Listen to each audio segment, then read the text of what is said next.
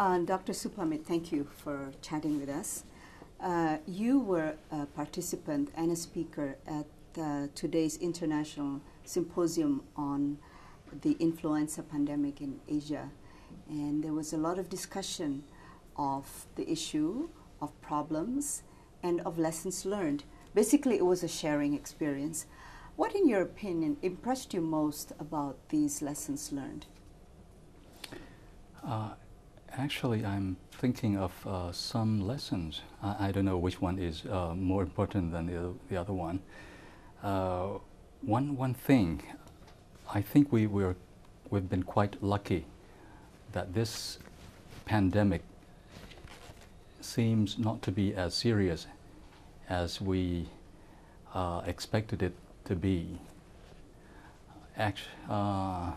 Certainly, it's more serious than seasonal influenza, but not as serious as we thought.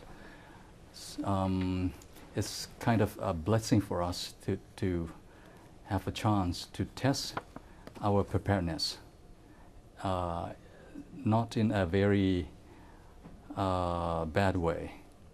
That's one impression that I have. The other thing is, I think we benefited a lot from our preparedness.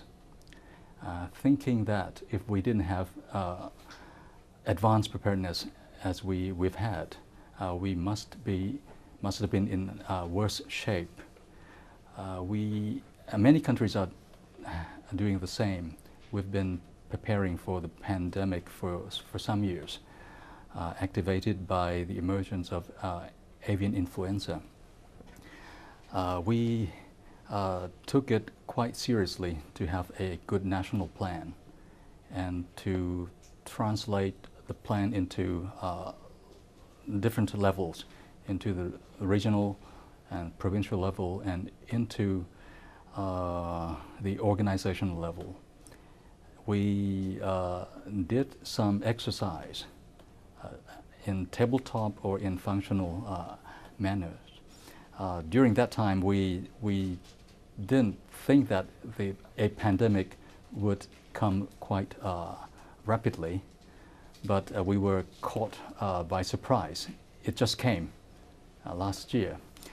We had some problems at first, trying to understand the situation, trying to adjust to the situation to respond. But finally, in looking back, we found that we have been coping with the situation quite rapidly, and that is to my surprise. And this is a second point that I think I appreciate. And the third point might be that I've seen extensive cooperation at different levels. At local level, we had multi-sector cooperation in planning, in the exercise, even though it might be just like role play. But these people were brought together to work on the make-believe situation to solve the problems. Simulation. And we also have a higher level of simulation and exercise. And at international level, we've had vast areas for coordination under different forums, like ASEAN or APEC or bilateral, like a Thai, Japan, and Thai Malaysian, Thai Myanmar, Thai Laos.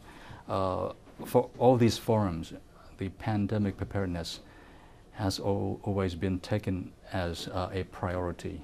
So we've had quite a number of exercises in working together, most of them in technical aspects.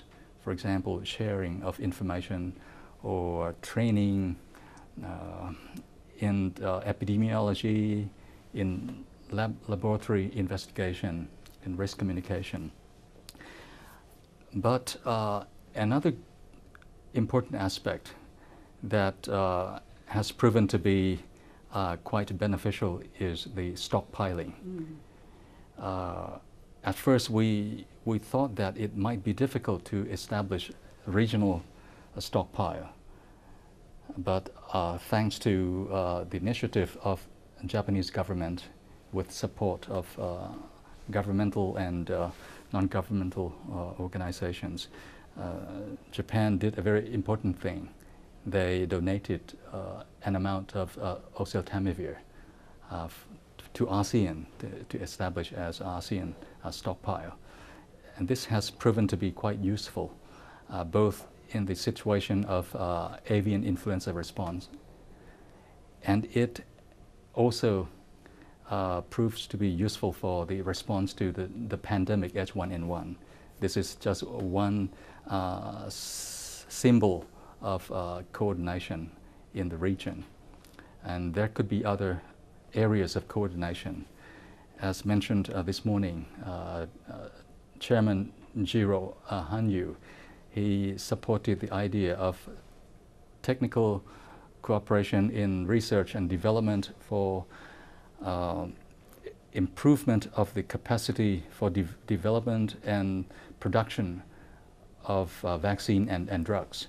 I think this will be another area that we should go into to prove that we can work together as regional members in order to